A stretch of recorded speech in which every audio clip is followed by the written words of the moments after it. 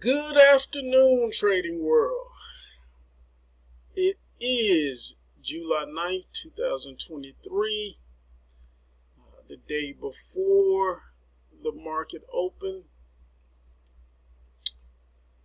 And the title for today's pre-market outlook: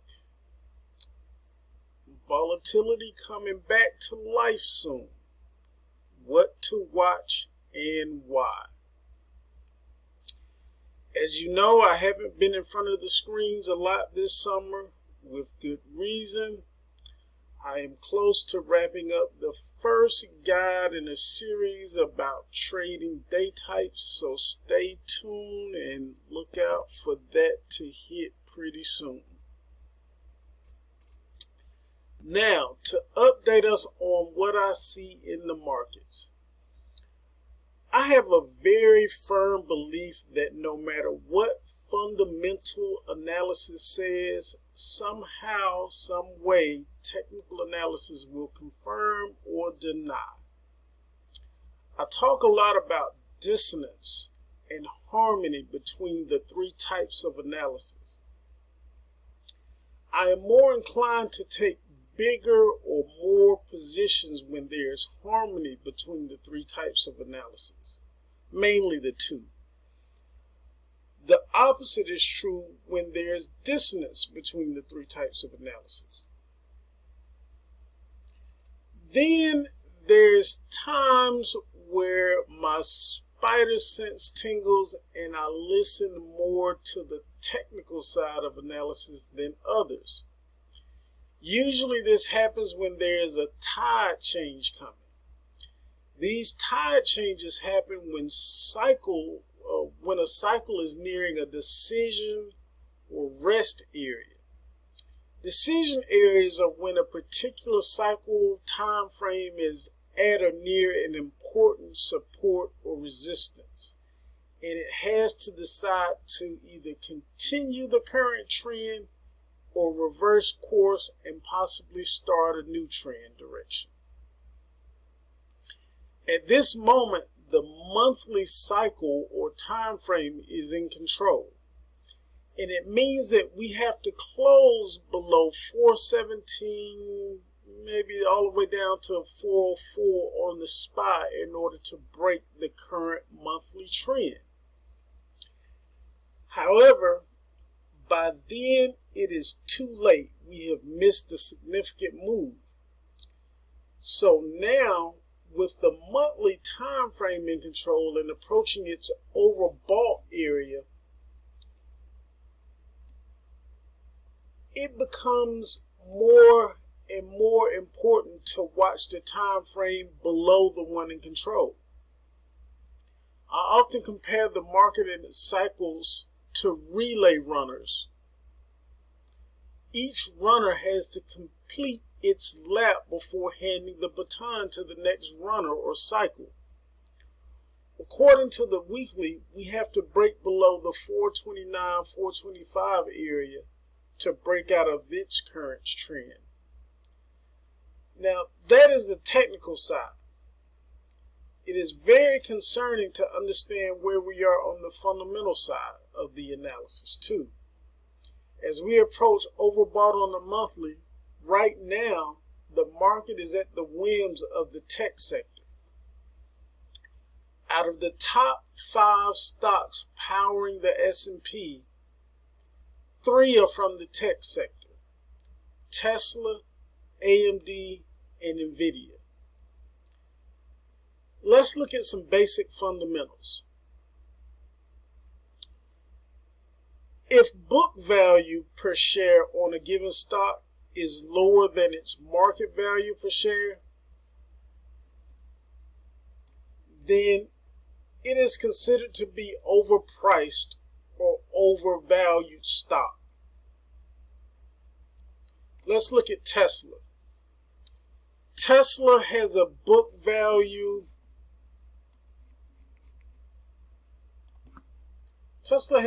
value currently of $18.10 according to Yahoo, and a market value of $274.43.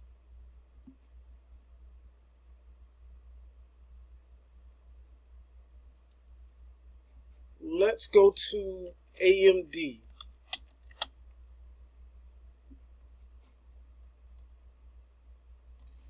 Now, according to Yahoo, AMD has a book value currently of $333, and the market value is currently over 113.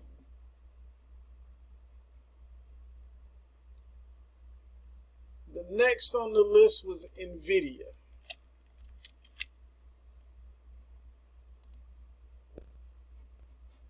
Now, with Nvidia has a current book value of $42.82 and a market value of over $425. Now, rarely is book value in line with market value on a popular stock. But if you track the average of how much more market hovers above book and watch it stretch out of whack, eventually it will reset to near that average. All this says to me is based on where the leading stocks are. I don't have confidence that they can lead the market to break out and through its nearing overbought territory that's approaching on the monthly. This may lead me to look for a coming top on the SPY between 445 and 462. The other bearish hint in the market is that the upcoming Fed meeting, in which they will announce rates, has a 92.4% probability right now of raising the current Fed fund rate 25 basis points. So that definitely won't be a good thing for the market.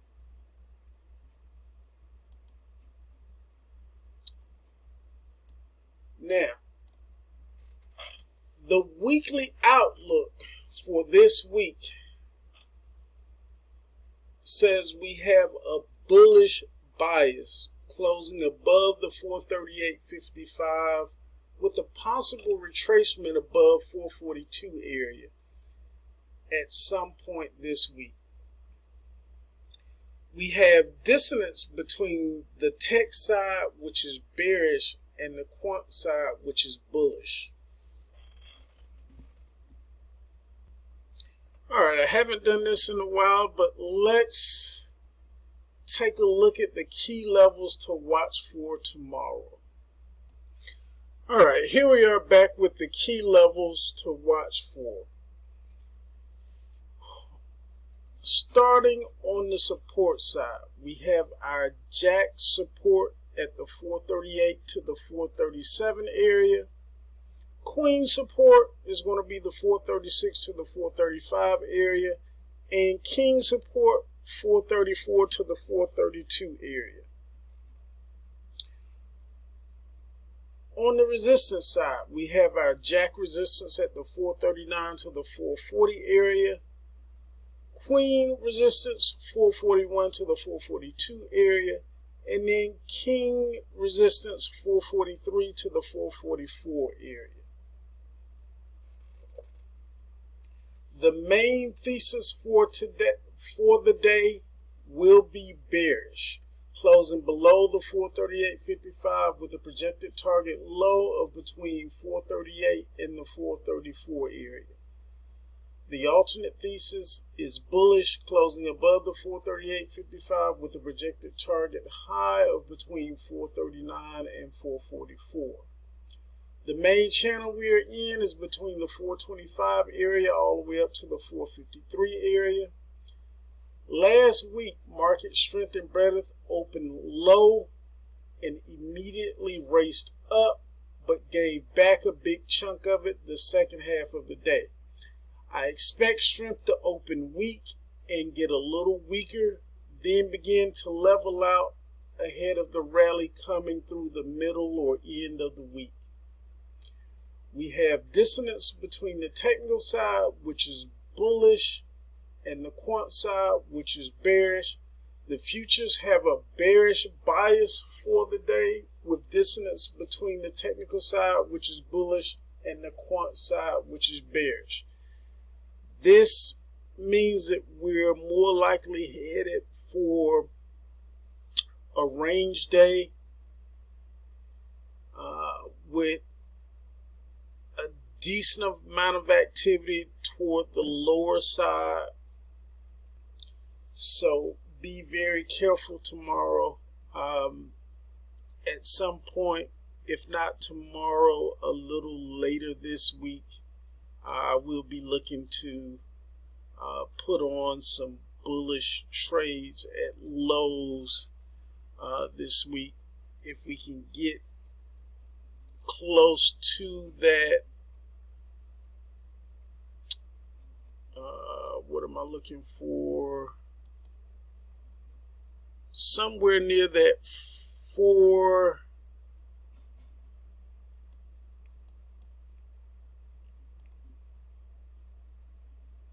Give me just a second. Find my numbers here. If we get below the 436 area, somewhere down toward that 432 area, depending on what the indicators look like, I'm going to be looking to get long in there. And the closer we are to the 432 area, the better I feel about being long. So that's what I'm thinking this week. That's what I'm looking for. I hope this helps. As always, the most important part of your trade, when you're trading, is understanding the risk that you take or that you're in when it comes to your positions and the current market conditions. And we manage that risk in accordance to our account size. So again, I hope this helps. Wishing you a positive trading day as always. Let's go out and make it a great one.